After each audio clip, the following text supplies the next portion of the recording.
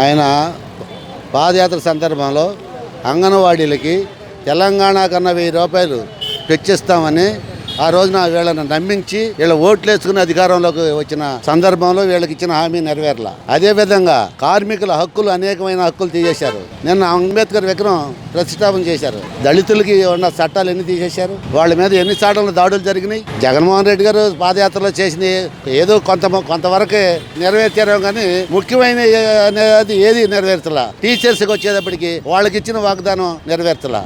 అట్లాగే మున్సిపల్ కార్మికులకి వాళ్ళకి ఇచ్చిన వాగ్దానం నెరవేర్చలా. బడుగు బలహీన వర్గాలకు ఇచ్చిన వాగ్దానాలు ఏమీ నెరవేర్చలేదు.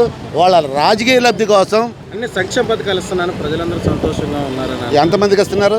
పూర్తి స్థాయిలో ఇస్తున్నారా? 300 యూనిట్లు దాటిన వాళ్ళకి అన్ని సంక్షేమ పథకాలన్నీ కట్ చేశారు. 300 యూనిట్లు పేదలకు కాలదా?